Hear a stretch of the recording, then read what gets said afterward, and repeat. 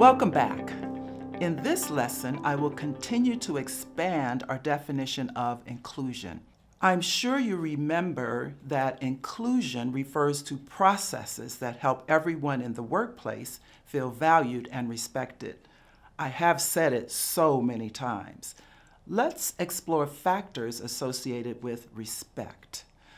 What is respect? I like this dictionary definition, quote, due regard for the feelings, wishes, rights, or traditions of others, end quote. Being respected in the workplace often tops lists of what matters most to employees. They especially want leaders to respect them. Meanings and manner of displaying respect vary.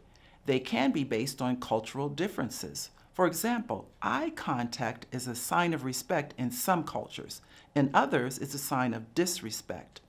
Additionally, what matters to one person may be insignificant to another.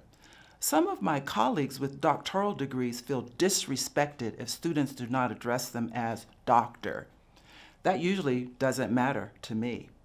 An African American male student told me he could never call me by my first name.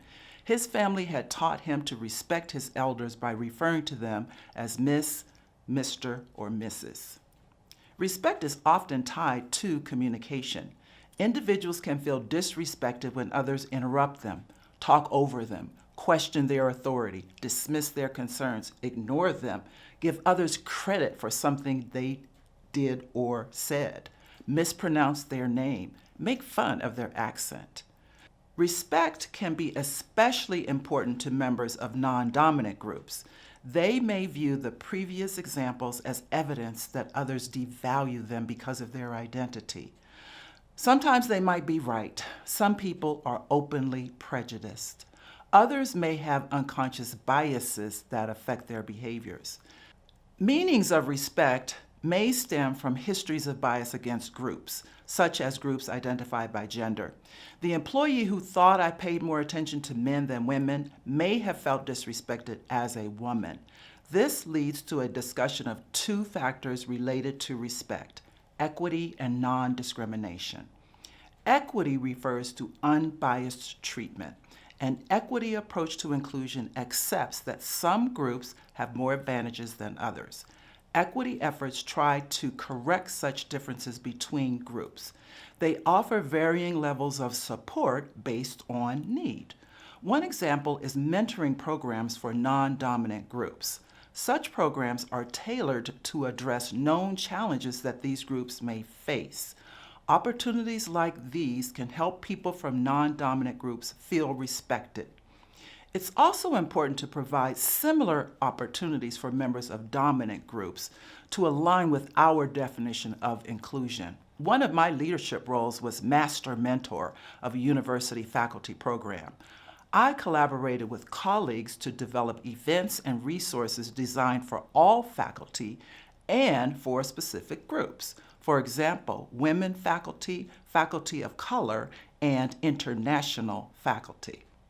Non-discrimination refers to fair and unprejudiced treatment of different categories of people.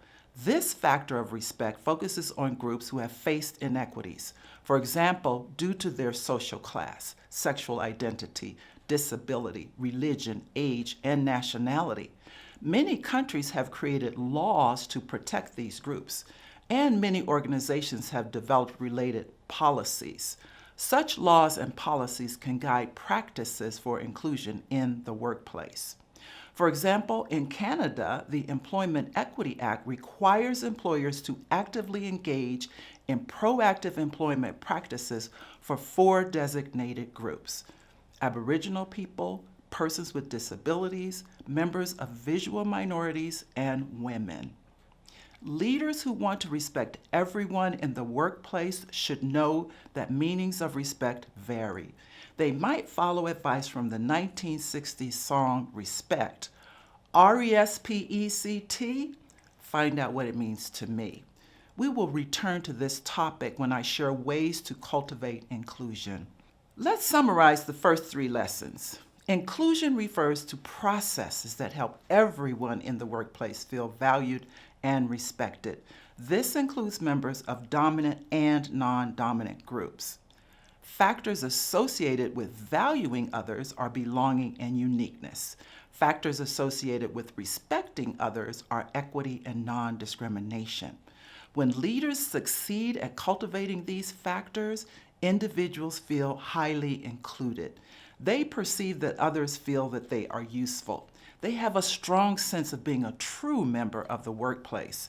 Their colleagues know and appreciate their particular qualities. Others regard them highly. They feel treated fairly according to their needs. They do not experience prejudice. Now that I have explained our framework for inclusion, next we will look at some benefits of inclusion. See you later.